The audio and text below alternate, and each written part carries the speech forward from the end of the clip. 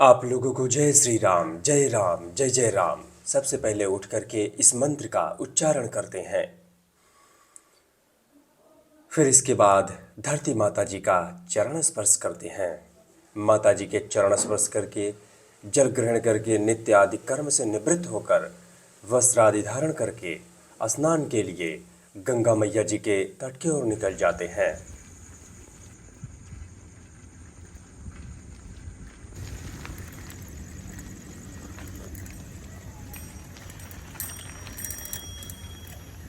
गंगा मैया जी के तट के समीप पहुंचकर भगवान जी के दर्शन करते हैं। इसके बाद निकल जाते हैं माता जी के तट की ओर, जहां पर माता जी की पवित्र धारा बह रही है।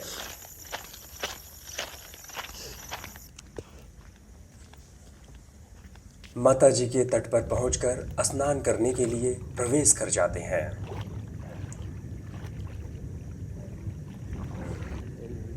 माता जी को प्रणाम करते हैं, माता जी की वंदना करते हैं। इसके बाद डुबकी लगाकर स्नान करना आरंभ करते हैं।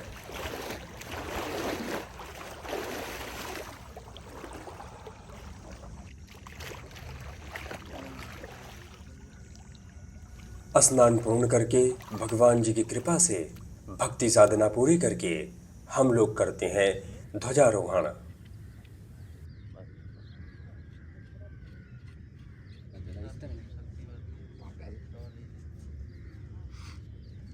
ध्वजारोहण करके पुष्प अर्पित करके हम लोग करते हैं शंखनाद।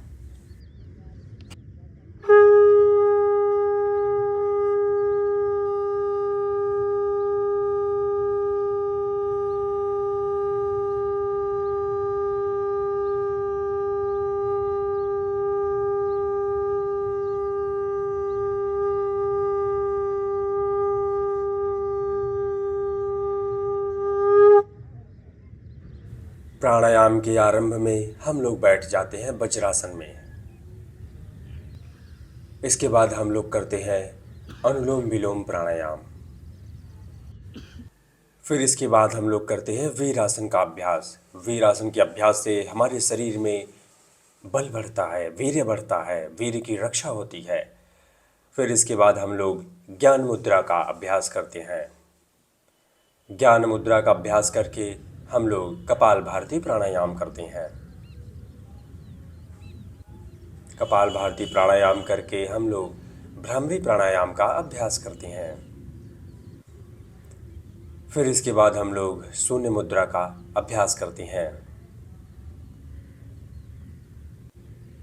अभय मुद्रा का अभ्यास करके हम लोग आगे बढ़कर ओम का उच्चारण करते हैं।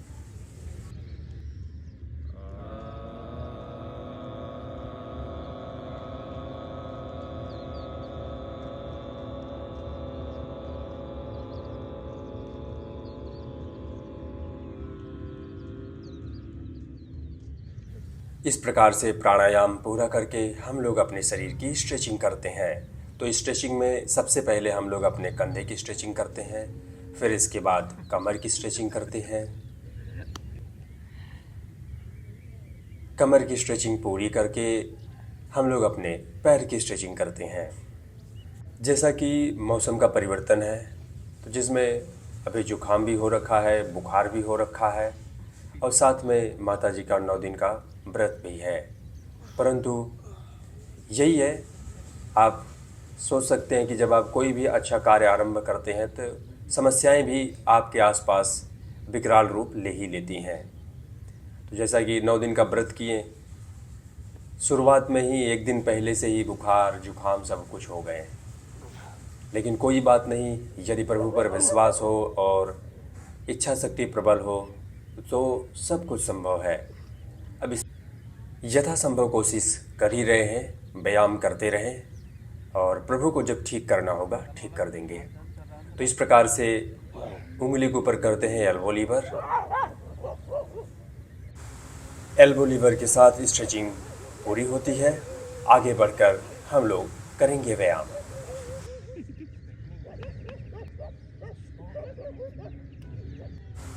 तो व्यायाम की शुरुआत हम लोग करेंगे साधारण सपाट से। इस प्रकार से साधारण सपाट की स्थिति में आ जाते हैं और साधारण सपाट लगाना आरंभ करते हैं। तो इस प्रकार से साधारण सपाट लगा के पूरा करते हैं और थोड़ा सा आराम करेंगे और फिर इसके बाद पुनः आ जाएंगे हम लोग कुंभक सपाट की स्थिति में। कुंभक सपाट की स्थिति में आकर एक गहरी सांस लेंगे और एक सांस में ही यह सपाट लगाना होता है, बीच में सांस नहीं लेनी होती है। तो इस सपाट को लगा के पूरा करते हैं और थोड़ा सा आराम करते हैं और बंधुजन की थोड़ी निगरानी करते हैं और फिर आ जाते हैं स्कैपुला पुशअप की ओर। इस प्रकार से स्कैपुला पुशअप की स्थिति में आ जाते हैं और स्कैपुला पुशअप लगाना आरंभ करते हैं।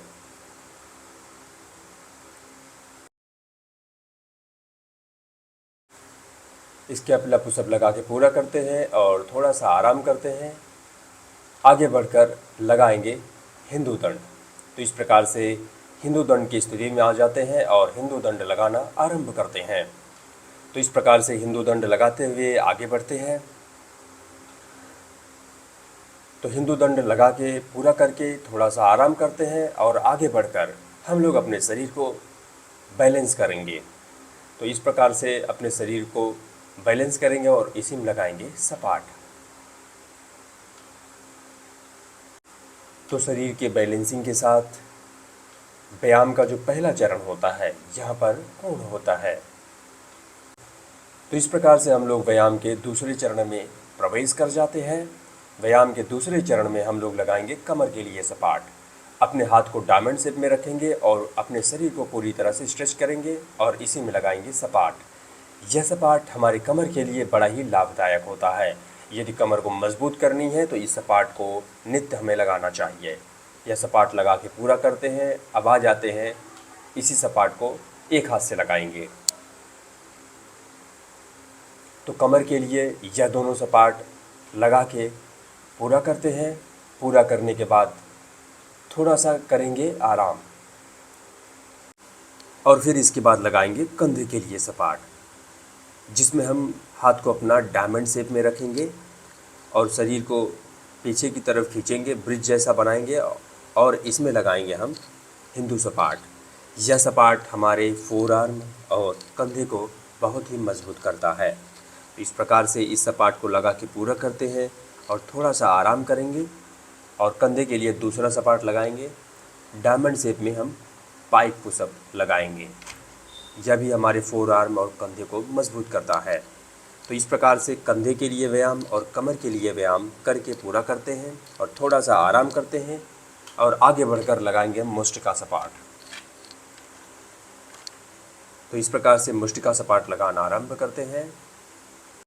यह मुष्टिका सपाट हमारे फोर आर्म को और हमारी ग्रिपिंग पावर को मजबूत बनाती है, इसलिए हमें मुष्टिका सपाट का अभ्यास नित्य करना चाहिए। अब हम आ जाते हैं फिंगर पुशअप की ओर। तो इस प्रकार से अपने उंगली के ऊपर सपाट लगाना आरंभ करते हैं। तो इस सपाट के साथ व्यायाम का दूसरा चरण भी पूर्ण होता है। अब आ जाते हैं व्यायाम के तीसरे चरण में। व्यायाम के तीसरे चरण में हम लगाएंगे दंड।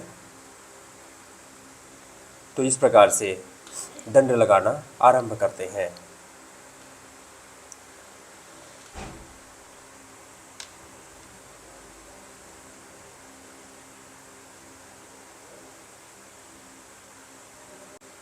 हम लोग दंड लगा के पूरा करते हैं और थोड़ा सा आराम करेंगे। आराम करने के बाद फिर लगाते हैं श्री हनुमान जी दंड। तो इस प्रकार से श्री बजरंगबली जी दंड की स्थिति में आ जाते हैं और यह दंड लगाना आरंभ करते हैं। इस दंड को लगा के पूरा करते हैं और आगे बढ़कर हम लोग लगाएंगे दंड बैठक। तो इस प्रकार से दंड बैठक लगाना आरंभ करते हैं और दंड बैठक लगा के पूरा करते हैं और थोड़ा सा आराम करेंगे। इसके बाद हम लोग करेंगे क्रैब वॉक। तो क्रैब वॉक हम लोग करते हैं। क्रैब वॉक पूरा करके थोड़ा सा हम लोग आराम करेंगे।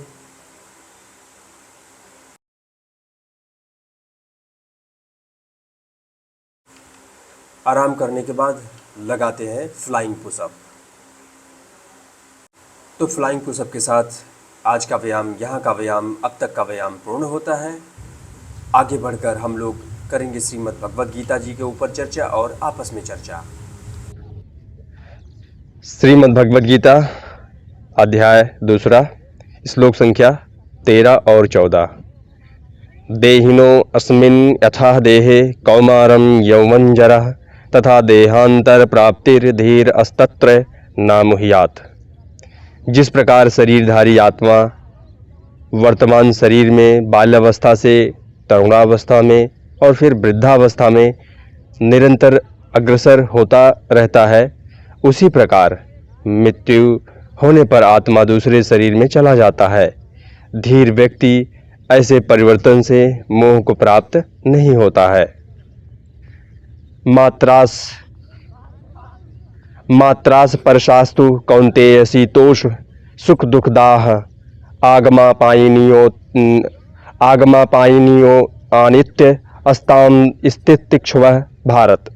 हे कुंती पुत्र, सुख तथा दुख का क्षणिक उदय तथा कालक्रम में उनका अंतर्धान होना सर्दी तथा गर्मी की ऋतुओं के आने जाने के समान है। हे भरतवंशी, वे इंद्रिय बोध से उत्पन्न होते हैं और मनुष्य को चाहिए कि अविचल भाव से उनको सहन करना सीखे। धन्यवाद। तो जैसा कि नवरात्रि है, तो इस नवरात्रि में हम लोग जो हमारी पौराणिक कथा है, जैसे भगवान राम जी के बारे में आज हम लोग बात करेंगे और वो अपने जीवन को कैसे आगे बढ़ाएं, कैसे वो हम लोगों को संदेश दिए। तो कथा कुछ इस प्रकार से है। जब भगवान राम जी निकल जाते हैं, माता सीता जी के रावण जब लेके चला जाता है और भगवान राम जी निकल जाते हैं समुद्र की ओर। जब वहाँ पे पहुँचते हैं तो सामने देखते हैं समुद्र सबसे बड़ी बाधा है। अब क्या करें, समय भी कम था। फिर उसके बाद उधर 14 वर्ष पूर्ण होता तो फिर भरत जी अग्नि समाधि ले लेते। तो ये सारी समस्याएं उनको जब दिखी, लेकिन फिर भी भगवान राम जी अपना धैर्य नहीं खोते हैं।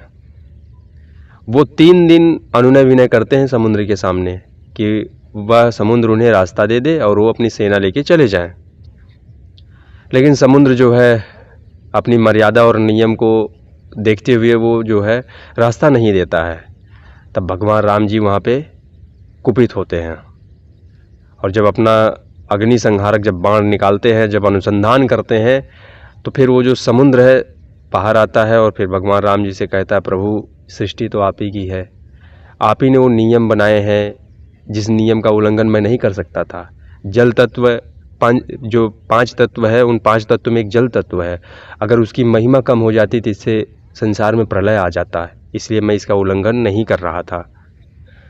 तो यहाँ पे हम कहना चाह रहे हैं कि भगवान राम जी स्वयं नारायण के अवतार थे। वो चाहते तो उन्हें पंचवटी से लंका की यात्रा नहीं करनी पड़ती, वहीं से बाण मारते रावण मर जाता।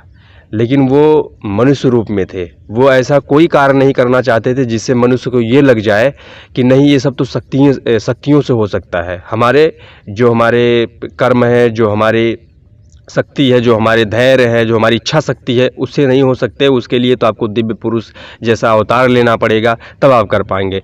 इसलिए जब उन्होंने सेतु बनाने की बात आई तो वो जो भी भालू बंदर की उनकी सेना थी उसको लेके वो वहाँ पे जितनी चीज़ें जो इकट्ठा थी उसका प्रयोग करके ही उन्होंने सेतु बनाए, ऐसा नहीं किसी से सहायता लिए। तो वो ये कहना चाहते थे कि यदि कोई भी मनुष्य अपने धर्म का पालन करते हुए, अपने स्वाभिमान की रक्षा करते हुए कोई भी अगर कार्य करेगा तो उसको अपने जीवन में रावण रूपी जो विकार है हमारे अंदर बाहर चारों तरफ से वो नष्ट हो जाएगा। धन्यवाद। भारत माता की जय, भारत माता की जय, भारत माता की जय। वंदे मातरम, वंदे मातरम, वंदे मातरम।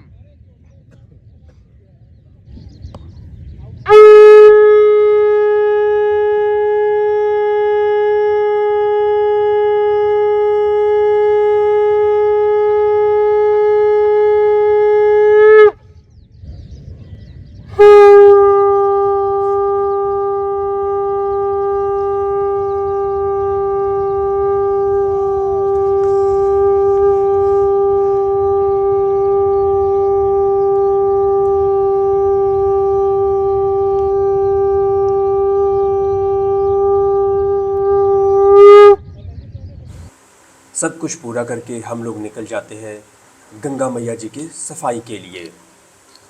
तो गंगा मैया जी के तट पर पहुंचकर हम लोग गंगा मैया जी की सफाई करते हैं और यह गंगा मैया जी का स्वच्छता अभियान आजीवन चलता रहेगा। जब तक मेरे शरीर में प्राण रहेंगे यूं ही गंगा मैया जी की सफाई चलती रहेगी। तो चलिए आप लोग मेरे साथ मिलकर बोलिए सियावर रामचंद्र की जय, हर हर महादेव, जय शिव शंभो, जय हिंद, वंदे मातरम, जय गंगा मैया, जय दुर्गे माता, जय माता दी।